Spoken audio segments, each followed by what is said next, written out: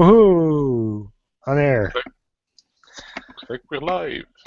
Yes, we are. So, what is it we want to discuss? Arc or persistence?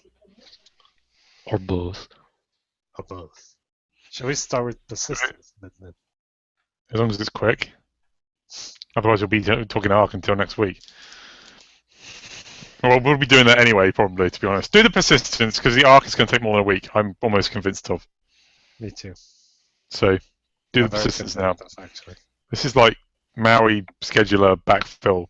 Do the short shit first and get it out of the way so you can have nice low latency numbers. All right, let's go. Who's introducing this persistence thing? Ludovic, you brought it up. Cool. Again, all on my shoulders. Right, persistence. I do think our model is right. I'm just having quite some doubts about some details of the current implementation, and some remarks as well. So, for instance, what started this discussion is Louis spotted some weirdness in some fix that Ehcache proposed to a reported bug. Basically, at the moment, if you do not explicitly specify a persistence mode and create a disk-based cache, you get some exception during initialization. Okay, so Ehcache's quick fix was just put a default swap. Then by doing that, we noticed, well, Louis noticed, well, it's weird because somewhere in our code, I believe it was in the Ehcache class. It's in Ehcache Manager. Ehcache Manager. I was close. There is a bit of code that checks, that gets the persistence mode, does an if null check, and if not null, well, is it swap? Is it create if not exist, and whatever? So it does the whole to maintenance, create, or potentially destroy, create if it's swap of the because we suddenly have a persistent cache. And if we decide to create a default, the way it stands today in the pull request, you get the default in all the configs, so it will never be null, so we will always execute that code. And in my head, that's not right. And I also don't like the fact that suddenly cache that don't even have a disk store have a persistent mode by default. I'm confused. How is swap a persistence mode?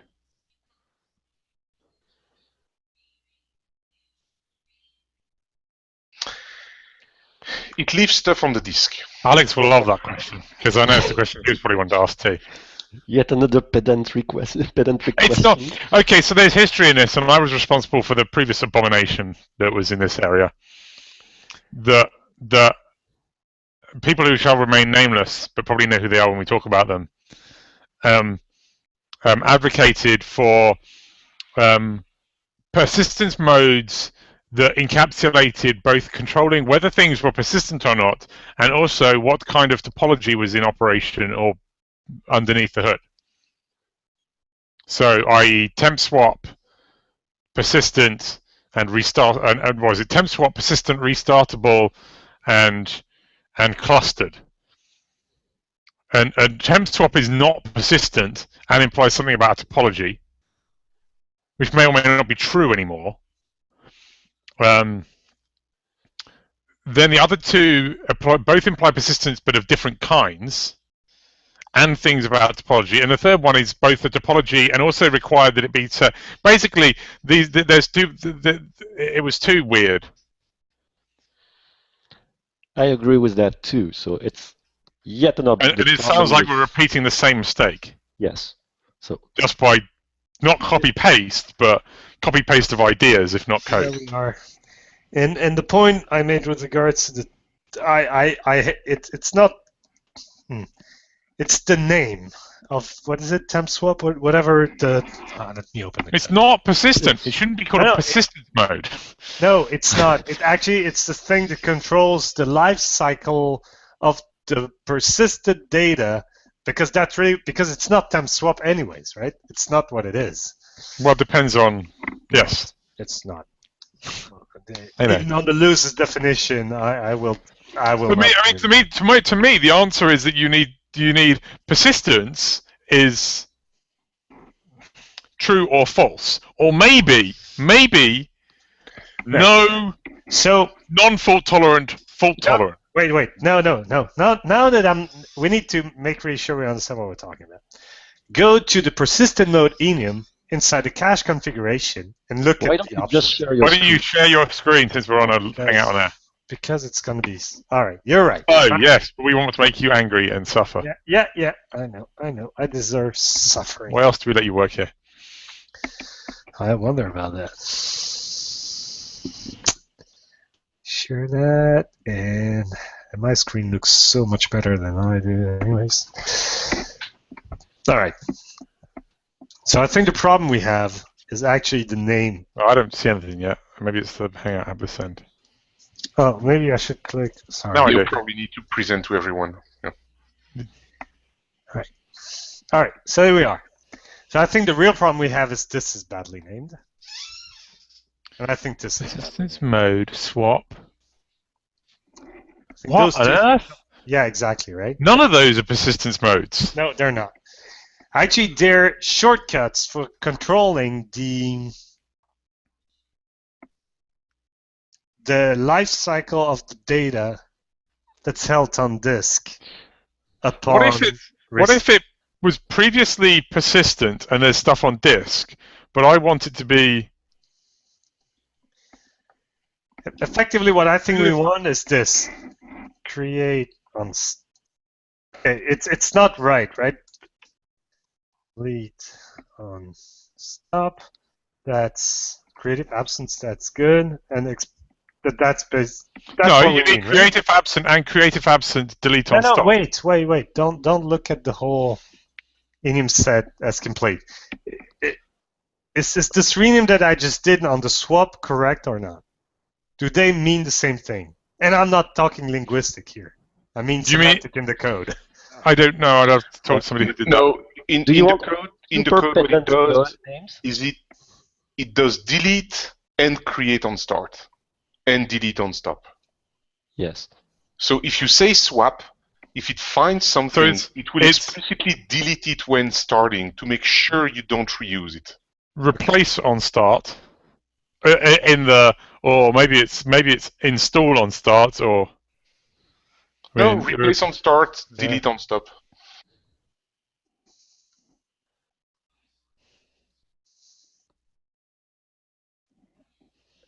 Right. So if you do this, that's basically what we it's a get or replace. And the other ones are explicitly not delete on stop. The other two, yes.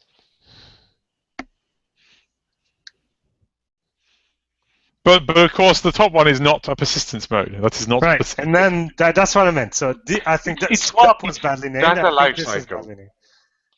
What? Persistent data life cycle? Yeah, something like that.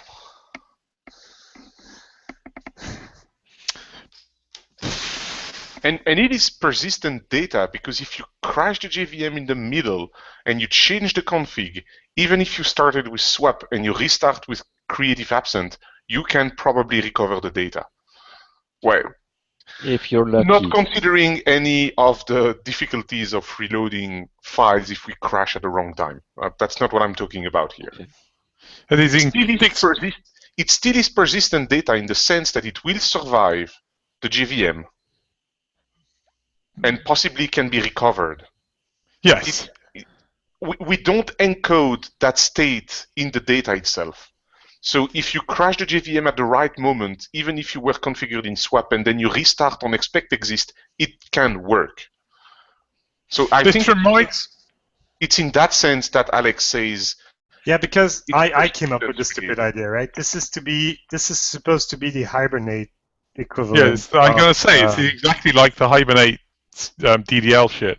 Yeah. So what's it called? HBM2 DDL or something like that. Yeah, but what values? They replace. existing. I can't remember what they're called. Right. But yeah, I know what you're referring to. Yeah. The property is HBM2DDL, right? It's how it takes the letter. Yeah, it's something like that. Coordinates. That's effectively what we want, right? And the reason and what this then means, because what we care about is this, right? Is this is maintenance. I wrote that this exists. Delete. Here you go. It's HBM. The property is hibernate.hbm2ddl.auto, and the values are validate, update, create, and create drop. Validate, update, create. And create drop. Validate obviously doesn't change database, but validates it's correct. Update updates the schema for any changes. Creates the schema, destroying previous stuff, and create drop is the same as create, but also drops it at the end. Right. So for us, like this doesn't make any sense, and this does. Validate is expect exists. For us would be exists.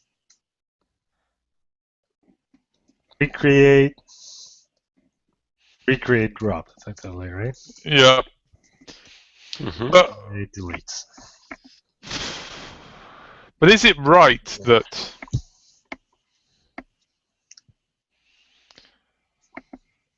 I mean, all this is, but again, all this is really controlling is the life cycle of the data on the disk. If you say it's right, but right, effectively, what needs to happen is when somebody, let me open this getting started thing. So if you go here, let's say this cache manager, like let's say this cache that we're building here, right? Mm-hmm. Is to be persistent. Well, it's to use disk, right? Somebody has to decide what we do with the data on disk, and we don't want somebody like doing all that, going to the maintainable, doing the lifecycle manually, right? We want a single liner that says, go back to data on disk is Go back to the enum values again. So the first one is just false, right? There's three. The thing that bugs me is there's three states here, and persistence. I keep thinking in my head, this should just be a true false. It should just be a Boolean. So obviously the first one is just synonymous with false, and the fact that it's deletes on start, deletes, creates, deletes is kind of neither here nor there. Other than it saves you a bit of disk space. It could just be delete, create. Mm-hmm. Modulo the interference between that and a subsequent So what you're saying is they're all the Boolean of... Well, I'm trying to see if you can eliminate... On stop, right? Okay, let me do this. No, it's not. No, I'm not saying that. Right? That's what I'm trying to see if the whole thing can be eliminated to a single Boolean. Yeah, I think what Chris wants is something like preserve true false. Persistent true false. Well, yeah, that's what I called it, preserve. Sure. Yeah, to avoid the confusion. Basically, I'm saying, to me, there's really, to me, it seems to me, intent-wise, that at some higher level, there is really the question. This is a two-level question. Do you want it persistent? If you don't, use replace on start, delete on stop. If you do, choose between create if absent, expect exists. What I'm trying to figure out is, can I eliminate that second stage decision and just have a Boolean? Rather than have to have this enum. Well, I still believe that like persistence itself, I think persistence is either true or false. Yeah. That to me is a Boolean, right? So we had this discussion in the past, so that's my stance on it. So what's the data gets persistent after restarts or it doesn't? Now so what's the point is, do we think that expect exists makes any sense? Maybe that's what we want. If we get rid of crap. Yeah, that's what I'm saying, is that one of these that could be eliminated. Yeah. It wouldn't be a big loss to get rid of it.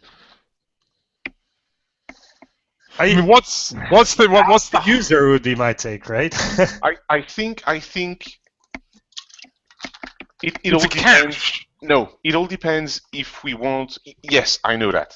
It all depends if we want to consider these states to be the same for disk and clustered. Yes. Because in the context of clustered, expect exists means something serious. It means you're connecting a cache to a cluster and you don't want the cache to be created. You expect the cache to already be defined. And that's indeed very Whether or not it has data, that's irrelevant, but you expect the cache to be there already. How does the first mode get reconciled? What if I want a cache that is clustered but not persistent? Maybe that means once all the client disconnected, the server is supposed to delete the cache. And disconnected means actually cleanly disconnect. I mean, is the answer here that there need to be separate lifecycle methods for destroying? I mean, this is the whole thing about destroying the cache. No, but that exists. That there is an API for that, right? So then, why does that? Right. All those things make those calls for you effectively. That's what we're talking about, right? Yes. Yeah, which is the whole point of a managed cache. Yeah. Right. But my brain's not working again. Oh, there's something here that's wrong. There's something that feels iffy about. There's something that this doesn't represent about the difference between disk and clustered, and I can't put my finger on it. Yeah, I think. Because it's actually wrong. We're not talking about persistence here. So what we're talking about here, this has nothing to do with data itself. This has to do with the structures on the persistence provider to be there or not. Right? Expect exists doesn't mean there is any data in the cache. It means that this folder, like for disk stuff, it means that this folder exists and it has, what is it? 1, 2 files, right? With the for that given cache, with that matching given cache name, right? This doesn't provide you any other guarantee than that. In clustered, it's exactly the same thing. So it has nothing to do with persistence at all. No, in a database world, it has to do with DDL schema. Well, yeah, but you see, that's where the analogy with Hibernate's the HBM to DDL breaks down, right? Why? Because HBM to DDL does exactly that. It manages the schema. But it's talking about the schema, not the data in the database. Yes, which is exactly what this is about. Right, so this is why this has nothing to do with persistence. Yeah, so let's rename that immediately. This has to do with, how would we call it? Like larger than JVM life cycle or something. Larger, bigger. Data life cycle. That's what it is. It's the life cycle of the data, no longer of the view on it. No, but if you remember, at one point we used the approach that cache contains data, and the cache, when you close it and when you initialize it, it's about closing and initializing the view on the data. Mm-hmm. And the maintenance mode is about dealing with the data itself. And it happens that if your cache is transient, then closing it, you lose the data. But if your cache is persistent, then when you close it, the only thing you do is lose the data. So I think this is indeed the wider than JVM, it's the data. That's the data life cycle. And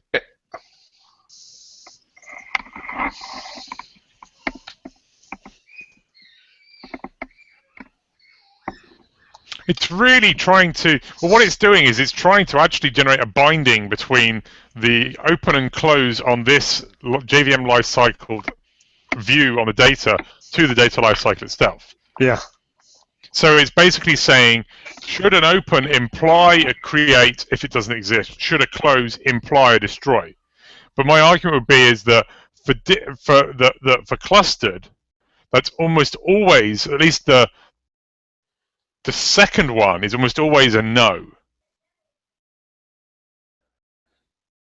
But that's because there's always multiple. But the difference is it's because there's a one-to-one relationship between the view and the entity for disk, whereas for clustered it's n-to-1.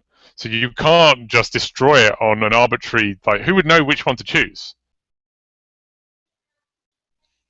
If you can't manage these two things together in the same way, you can't manage both clustered and disk through the cache manager. It doesn't make sense.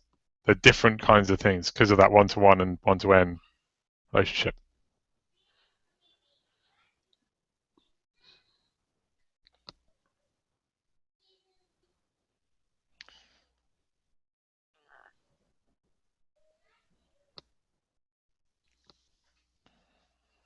I'm not even sure that there is a sensible thing you can do with I don't think there is a sensible way you can automate destroying a non-persistent or persistent clustered cache, other than giving somebody a way of explicitly doing it when they want to do it. I don't think you can make it implicit with any other operation on the cache.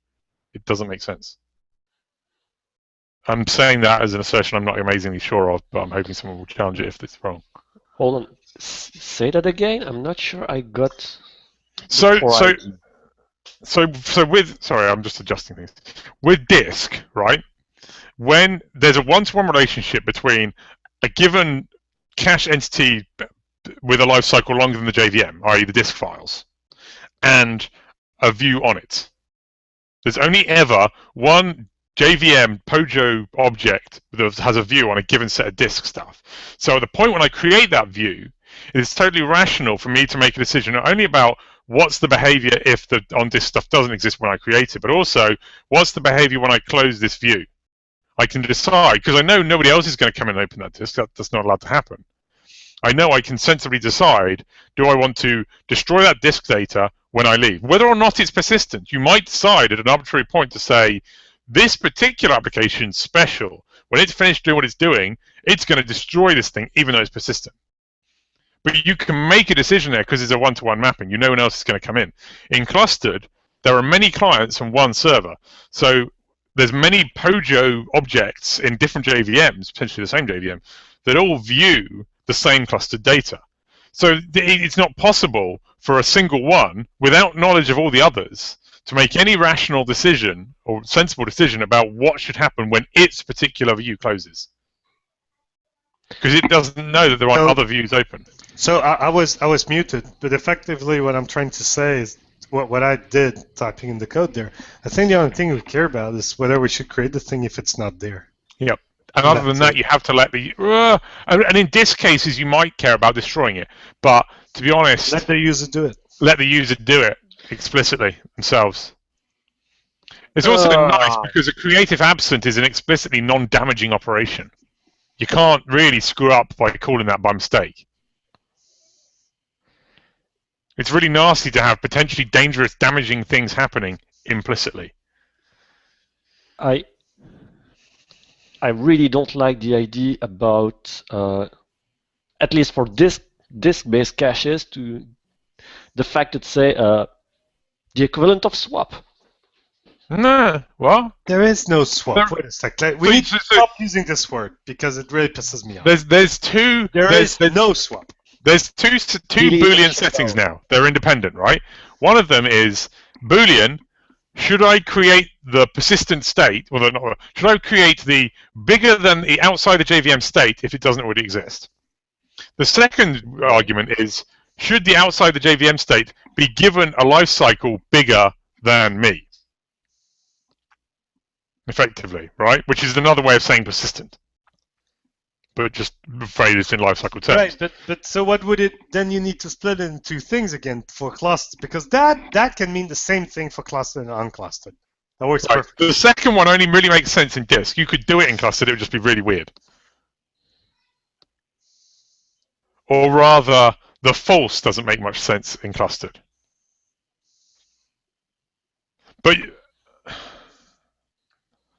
But it does seem it would be nice if there's a way of creating standalone caches that use the disk that aren't persistent. But that configuration doesn't make sense for anything other than that disk configuration. Are you sure? Are you sure it wouldn't make sense for a cluster Yes. that you have 32 clients, you sharing clustered cache, and when the 32 clients shut down, They have. Whoa. The be, 32. You use the phrase the 32. Who knows there are 32? the server does. Right. So the server is just going to arbitrarily decide when all the views disappear that it blows it away. But what if one blips in immediately afterwards? Like. Yeah, I think it makes sense what Chris is saying. Let's put the what if all 32 operation... crash? Yeah. But the application's still trying to run. What if I'm trying to do a rolling restart and I fuck up and accidentally leave it in for a tiny window with no clients, and the server goes, "Oh, I can delete the cache." Boom, gone. Oh shit! But now I'm screwed because I just lost all that data. Too many swear words anyway, so Sorry. we're 18 plus now. Damn it! You meant fuck. Sorry. Darn. Darn tootin'. At least we didn't say any religiously profane ones yet. Stop. Let's get back to the subject. Sorry. Is that a challenge? No, do you see my point there, Ludovic? Though it's the only way that's sensible is if there's some entity that's aware of all the clients, not just all the clients live, but also aware in some sense of all the clients that ever will be. If you know it's supposed to be an ephemeral clustered cache, and you have some magic knowledge that says not only are there no clients now, there never will be any clients, then yes, you can blow it away. But you don't know that, and you won't. There's nothing that we know that will ever know that. The application does, but that's something that we don't like. All we can do then is give them the toolbox. We can't make the decision for them, I don't think. It's only the application owner that can make the judgment call that says no clients will ever connect to this clustered cache again. I can destroy it because the next thing in will want to create one again.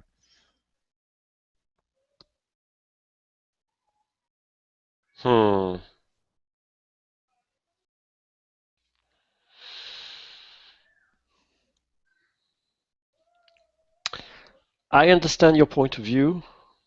You disagree? I think we could go with that. That may be good enough. It's not ideal because what you're forgetting in your whole story is developers. Yeah. What about them? I'm developing my application. I'm making very quick changes, and my Pojo now I add another field. I remove another one, and it's not serializably compatible with the other one. But I don't care. I'm developing. So you won't use disk in that case. Disk? What? What would you use? Why would you go to disk for that? Yeah, developers are just going to use heap caches if they're just testing stuff, surely.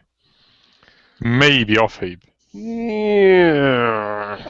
I guess that's a pretty strong assertion, but yes, I without much justification for it. It's like saying when you're developing with the classic applications, why would the developer use his MySQL database? Why not developing everything in RAM? Well, yeah, why not? Yeah, why not? Because he's got a Docker container with a MySQL database in it. Full loop. Yeah. So if you want our stuff to be extremely as usable as possible, I think we should support that option in a nice way. Okay, but I think that's too cumbersome. Yeah. Too bad. Let's leave it out. Here's what would be really interesting. It would be for somebody that's not me to do some work and write up what this would look like in like using the API. Like what would these use cases, including the one Ludwig talks about, what would they all look like? Like how much trouble is it? For example, if I've got how much trouble is it to have to go to do the destruction manually? How ugly does it look? It's not, right? Because for the case that Ludwig talks about, what you end up doing is that a cheat so this all like works, right? Mm-hmm.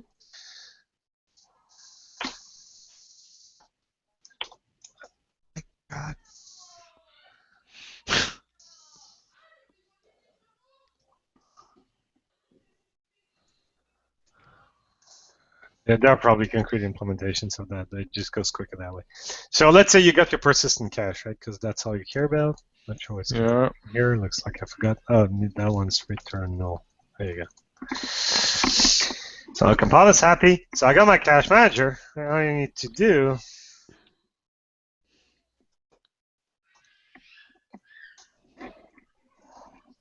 Does that destroy the caches too? I guess it does. Yeah. Oh yeah. It's destroying all the caches. So if you actually meant to destroy the given cache only, then you do it that way. But yeah, you see that doesn't look too bad.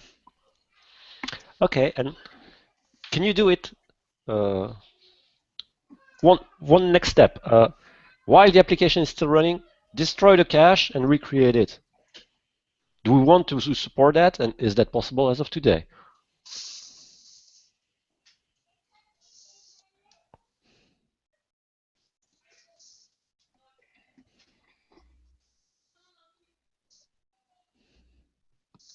oh, sorry, that's not. That becomes create, obviously. There isn't one that we add on the fly. Yeah. Is the question can Alex do it, or is the question can an arbitrary developer do it? Because I just showed you I can, right? I think we agreed with that. And what they want to be able to do is, yeah. It depends on how you're adding the done thing. But so, because the one thing you can do is that, right? Crap. So let's say I have it here, right? So I do the pre-configure.get runtime config, the config.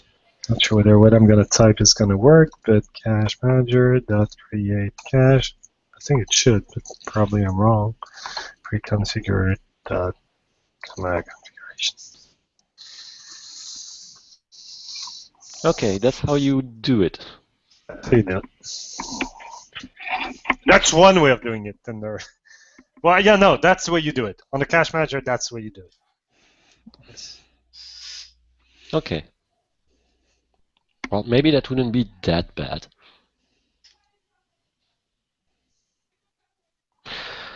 And okay, because well, the main take we got, right, is this really like for the development, if for the developer like that does testing really wants to go to disk and so forth, it really is that one that we talk about, right? That's the one thing that he wants to do.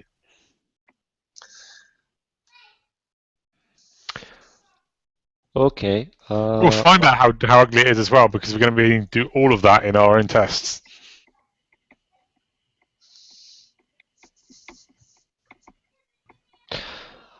Well, I think we should move on to the next subject. Wait. We have agreement on what we do? Is this an agreement we had here, or you just want to like ponder it some more, or you just don't want to talk about it anymore because you think we're idiots? Or I'm almost convinced, but I want to ponder it a little bit more. Awesome. That's fun with me. Anything's for idiots. Yeah, Can the proposal though be added to the proposal is just appearing in front of your eyes right now. Yeah, okay, so not that one, but yeah, I imagine the one about the enum and stuff.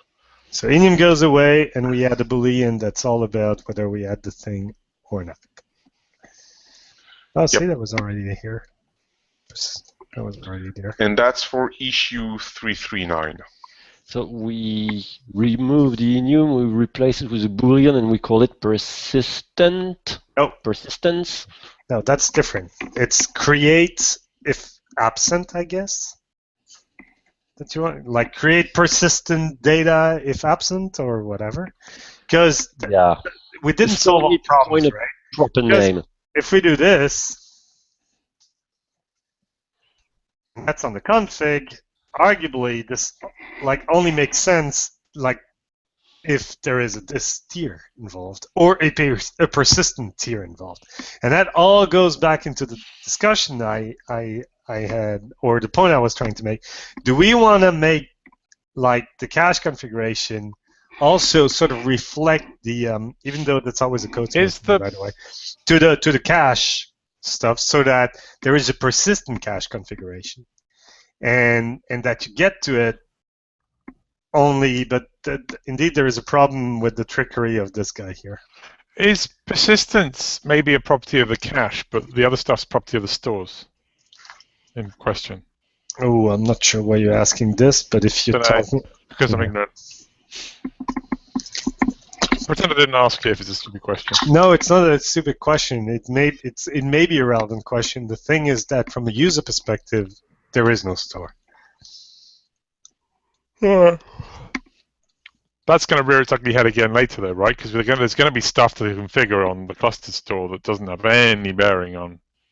No, that's not a problem, because the way we said we would do that... No, it's a split. Split it completely. So you do... So, you know, actually, maybe it's addressable the same way. Because what happens is that you create... Well, you create multiple things, right? So, yeah, so I think we're getting to the answers I'm looking for. I think we need a persistent cache config of some kind type. That makes sense. That you inject in there, right? It's becoming like courts with the builders. Because at the cache manager level, yeah, we already have that, right? And like for the cache manager. Builders have more builders.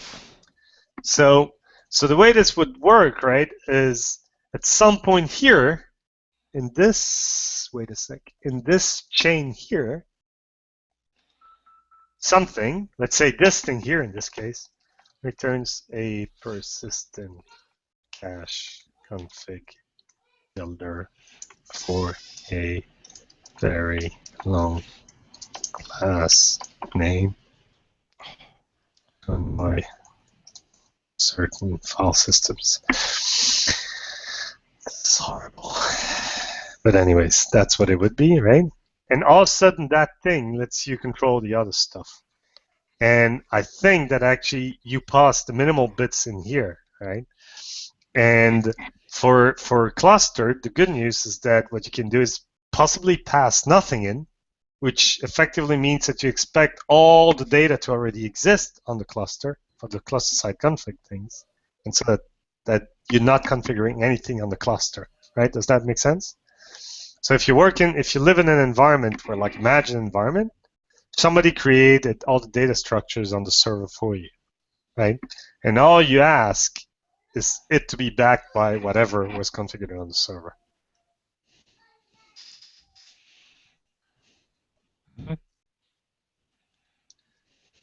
So it looks like we need to start looking into the type system jugglery at the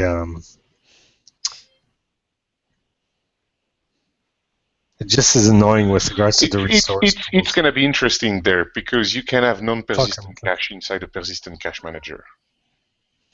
That's not okay. That's not a problem. Sorry. The jugglery is much harder because of the way we do resource pooling right now, and that dictates the topology. Yeah, I understand. So the persistent cache manager can take any kind of caches.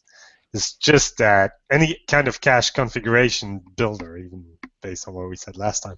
So that's not the problem. Okay. I was not viewing it the jugglery for the creation, but also the jugglery for the way the user gets to it.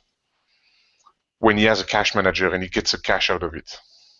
Oh, then he doesn't need to. And he gets the runtime configuration of that cache. How does he know when it's a persistent and a non-persistent one, etc., etc.?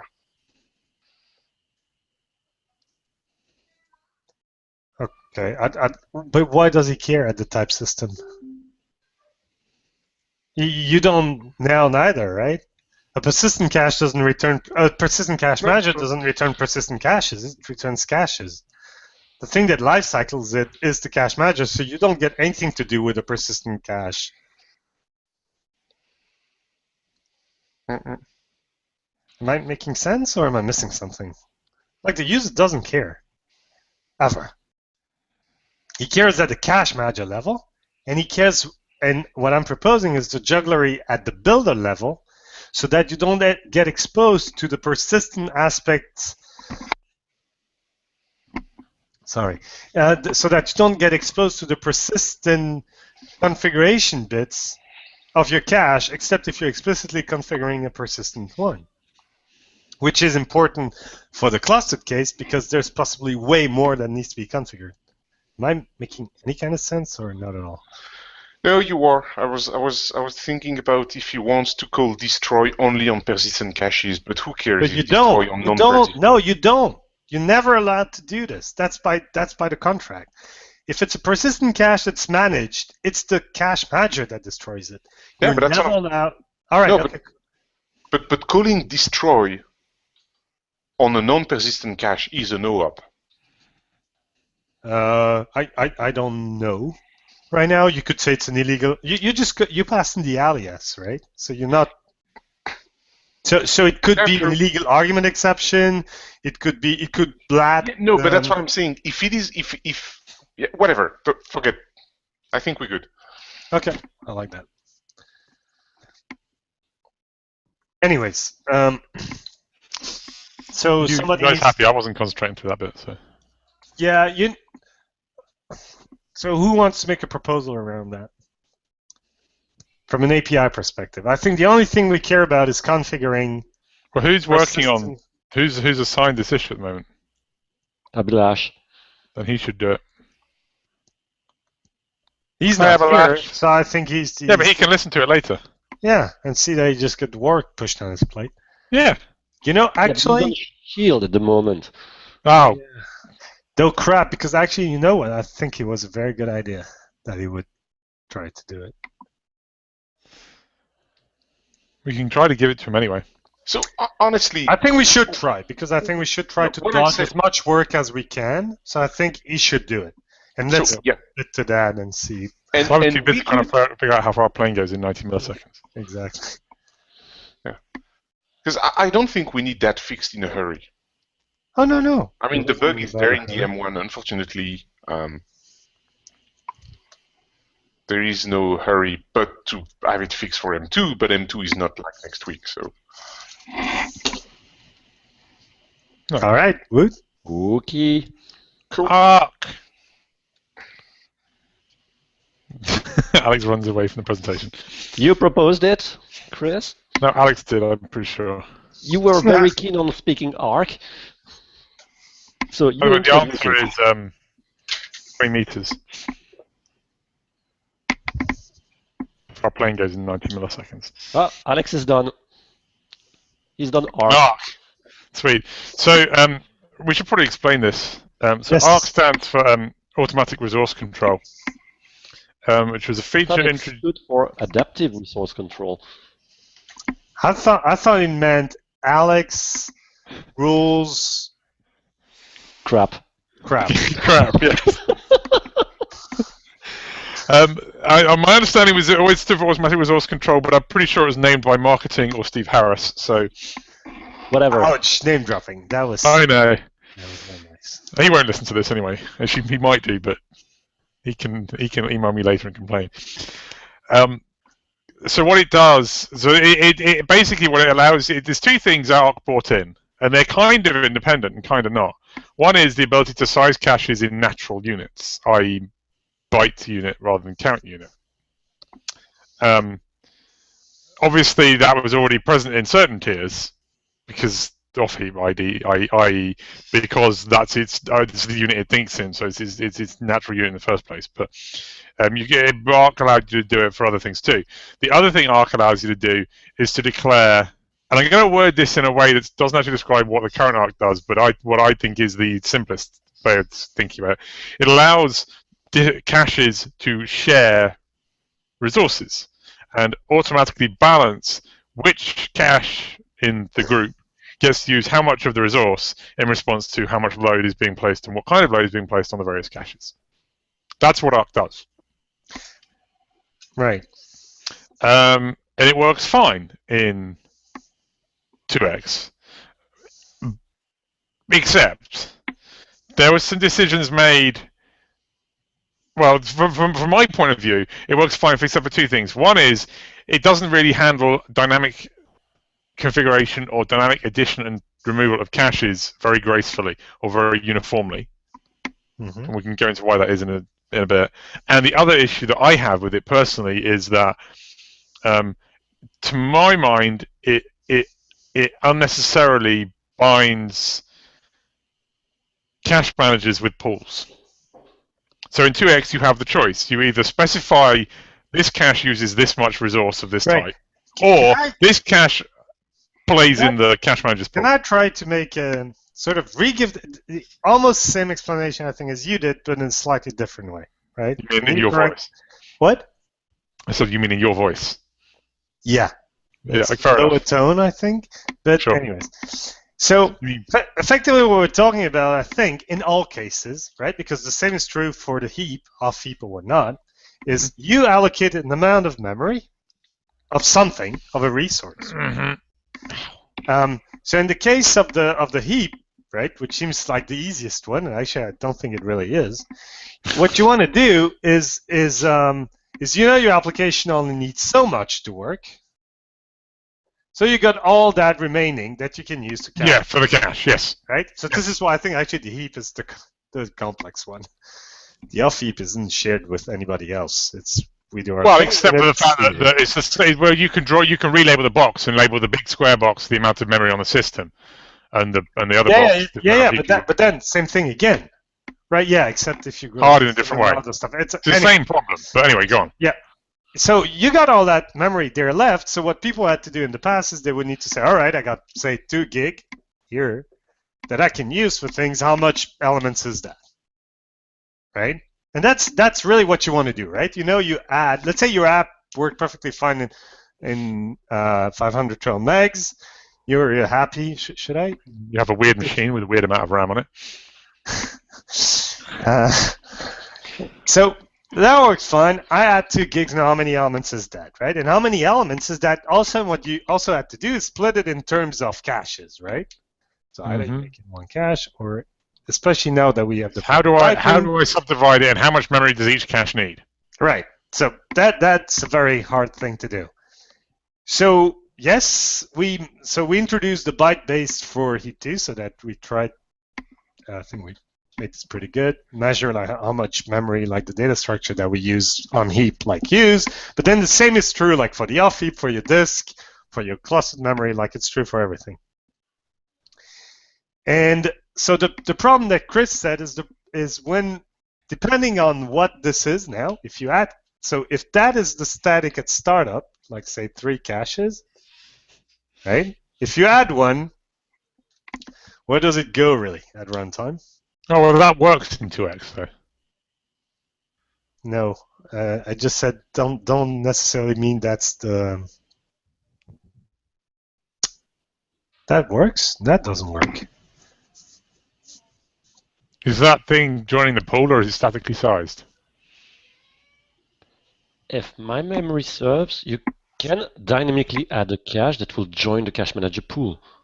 Yes. With all resources. Yes. Yes. There's a very special thing that doesn't. Filling it up, Oh, it okay, will cool. start So consuming awesome. from the But pool. anyway, so there is adding, whether it's what it gets added to, then we can discuss. That's one thing. What other problems did we say there were?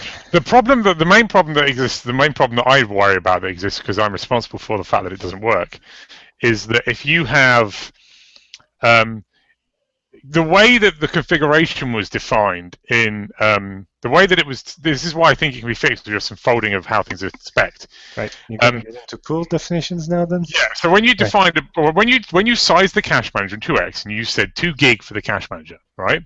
Right. And then within the cache manager, because obviously in XML it's a tag within the cache manager tag, you said this cache has a static size of 512 meg. Mm-hmm. When it starts up, it will sum up all the sizes, all the static. It will create pools or resources or allocations or whatever for all the statically sized caches. And in off heap, that means it does actually malloc calls to allocate all the memory it needs. And then it says, what's the sum total of those? Let's subtract that from 2 gig. And that's how much is left for the cache manager's pool, and let's malloc that. And then every other cache just pulls from that malloc, from that central pool when it needs memory. The problem comes if you can add caches to the cache manager pool. That's fine. They'll just keep pulling and they'll rebalance and it'll work fine. It'd be a bit inefficient while it's rebalancing, but that's not a big deal. The problem comes if you add another statically sized cache. Because often allocations are fixed, you can't shrink the pool, and so you then get the choice of, well, do you refuse to allow the addition, or do you violate the 2 gig? And what we do at the moment is we violate the 2 gig. Right. So that's what I meant. So when you add one here, So I and it's didn't static, remember. and only for off heap. It works for You heap. say, then it gets added on top. In the case, It works for heap though. yeah. I'll just, Yeah, because Obviously. I did heap. oh, ouch. Yes, not because it's inherently easier, but because Ludovic did it. Because Ludovic did it. Yeah, imagine So- environments come just with this. So the key thing from my point of view that we need to figure out in this meeting, I think the first thing that we need to figure out, there's a bunch of other questions around ARC, like do you want to have multiple pools, shared pools, or do you want to just point to the cache manager again? The most important thing I want to figure out is the fact that you can't resize an off-heap allocation after it's been made a problem? Because if it is, if either we say we're going to formulate this something similar where we have to resize pools, and it's not acceptable for off-heap to refuse to allow its pools to be resized, then somebody has to go in and do dev work in off-heap store to make it possible to do that. I'm not saying that's impossible, but it's extra work. Yeah. But you could either say we will accept the same fudge in 3x that we've got in 2x, or we'll reformulate the rules of how all this works so that you never end up having to resize a pool and work around it that way, but still have a consistent system. Right, because if we embrace the pool concept, right, we could say that the pools are fixed. The pools are fixed. You create a pool that exists, and there it is. Right, because that may be not entirely clear, but effectively this here at startup sort of like, so when Chris said statically, what I think Chris means is that these are caches that have a definitive size bound to them, so they get their own pool. Yeah. They're by themselves, and then the ones that are directly inside the cache manager get like this other. Yeah. Could be Basically, but these are all one to one with caches, and then this one is a one to many. Yeah. Basically the thing is at the moment is that the things you specify in 2x are the size of the statically sized caches and the size of everything used in total. You don't actually specify the size of the pool. The size of the shared pool, the single shared pool, is a derived quantity. Yeah, which is this. So if you said like cache manager, 20 gigs, you have 1 gig here for your shared. You're left with 18 gigs. Yeah. And so that's why it causes. That's where the problem lies. Now you could. Now we already accept the fact that, for example, the size of off-heap cache, off-heap tiers, and then presumably that's already baked into 3, is not dynamically modifiable. Because it's not. I'll tell you that. Unless Louis did a lot of work without me noticing. No, I think. So you could, like you said, you could say that pools that you size the pools directly, and it happens that off-heap pools can't be changed once they're allocated. That's it. They're the size they are. I kind of like that, and maybe not because it's less work, but because of the guarantees that come along with that. Yes. Right? You can just say that, all right, this is the way I split my system, especially if we really make it sure that we never go above threshold, blah blah blah. Right? This is pretty static, right? Right.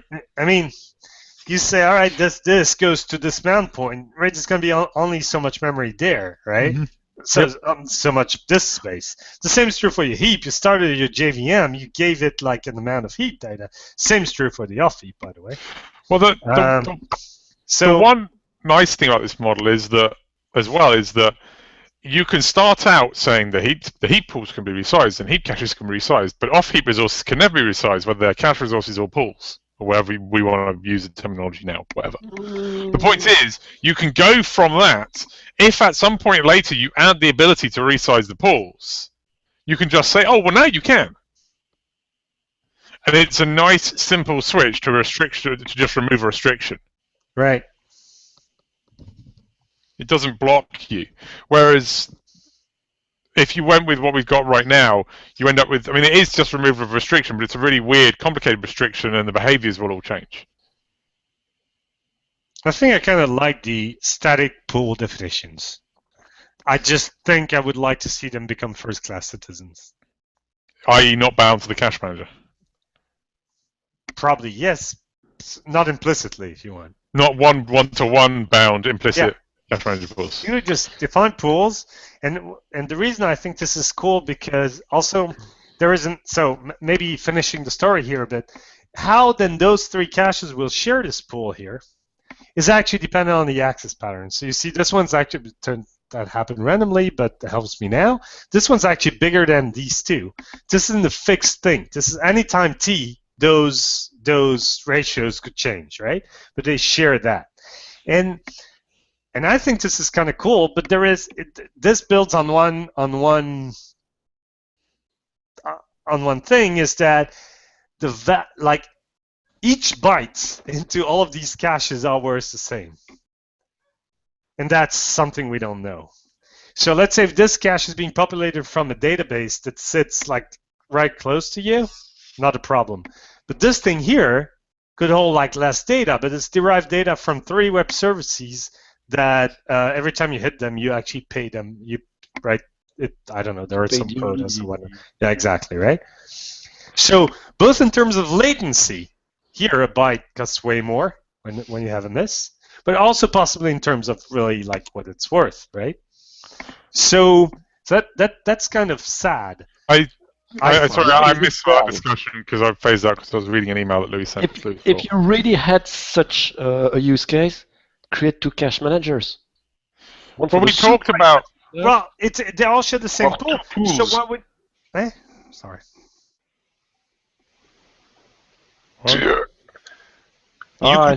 You could split the storage inside the same cache manager.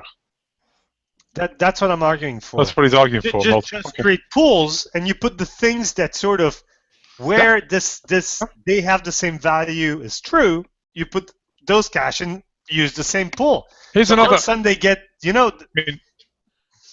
pools are going to have separate identities anyway, because you can now have standalone caches, and we have this belief or this axiom built in that the cache manager works by just manipulating the same API that the unmanaged that a user can use with unmanaged or whatever you want to call standalone caches, right? User managed caches now they are. Sorry. Yeah. So by that rule alone requires that the pool have an identity independent of a cache manager, because somebody using user managed caches has to have something they can instantiate to pass to a user managed cache to make it use a pool, right? So that means you've already established an independent identity for a pool. So at that point, it seems like a short step to you can have an arbitrary number of pools inside a cache manager. Alex looked shocked by that statement. No, I was just reading an email Louis sent. He said it's all Louis' fault. No, I don't think I'm shocked. I think I saw where you were. I didn't hear the end, but I think I know where you were heading when you started this. So I don't think I'm shocked about anything. Hopefully, when I'm watching this after the fact, I'm gonna go, oh, facepalm. Anyways, yeah. Do you want to repeat what I just said? No. Okay. More of a time. But does that change at all the fact that we want pools to become first-class citizens? That's the thing that you saw. No. We make them fixed-sized. Pools have to be first-class citizens. Yeah, but what do you mean required. by first-class citizens? They have to have identity. They have to have existence independent of the cache manager. There has to be a Java object that can be passed to a user-managed cache during construction to make said user-managed cache use a given pool, which you might have already handed to other user-managed caches. That just fits the entire architecture behind it. Right. So that means that they have to have independent identity. Does it mean that programmatically you could define a pool and actually share it across cache managers also? No. Because why? How would you? Well, because you can't do anything else. We don't provide the ability to inject things yet. You could in the future, maybe. Actually, maybe you could. I don't know. There might be a problem with lifecycle, Louis. That's who manages the pool. Yeah, who shuts the thing down eventually. But what it does allow you to do is to have user-managed caches pulled from all over your application, sharing a pool that you could. Yeah, that I understand. Okay, so yeah, but that's what I was checking. If suddenly pools were above cache managers, like no, they're inside cache managers. Below, they're just well, those things. But from a There's- life there's- cycling perspective, it's still a there's cache still- manager that life cycles them because they will be exposed to services, to the whole thing. Yeah, makes sense. So if you do some kind of crazy ass reference counting because you know that only the second shutdown should actually clear the pools, you could. I think it would be kind of Weird. weird, Broken. yeah, but you could. I think you're slightly abusing what we had in mind if you do that, but Okay, it's a first-class citizen in the sense it's a real concept, but it still is something that we see as a managed resource managed by the cache manager. Yeah, I suspect the vast majority of people will use these through cache managers, but like anything else that is managed by the cache manager, you can pull it out and do it yourself. It's just going to get complicated, maybe. That's your problem. So for Arc, looks like we're looking at making like services, exposed pools that caches can then use. The one restriction that we foresee on those pools right now is they use a certain resource, a certain amount of that resource, and that size is fixed. Do we want to... So what do we do about non-sherry caches? Non-sherry caches? What does that mean? Like regular caches right now that don't use Arc. They use Arc implicitly. You've associated resources in a given quantity to that given cache. It's just that it's a resource that's not shared. Okay, cool. That's what I wanted to confirm. Yeah, we could even go to the extreme by saying even count-based heap-only caches should be Arc-enabled. They are. Implicitly. Well, not Arc-enabled. Just that they're going to share a pool of counts instead of things. a pool of bytes. Yes, and they don't share it because it's theirs exclusively. Yep. But conceptually, now whether this is true in the code is up to us. But conceptually, it should appear like that's what's going on. All right. Sweet, make it happen, people. Luckily, all this was recorded because I'm sure we'll call. Be called idiots later. later. Us is about to call past us a bunch of idiots. That shows progress. Oh, there was some other stuff here that was important. But well, I think it's a good start. The good news is there are no action items about this right now, so I would like all of us to put this in mind as we move forward. Look at the code, and then again, as I said, future us can then call us past us a bunch of idiots. Cool. Let's prove ourselves Eventually, wrong. when we have to write Ehcache 4, maybe we will truly have hoverboards and Mr. Fusion and whatnot.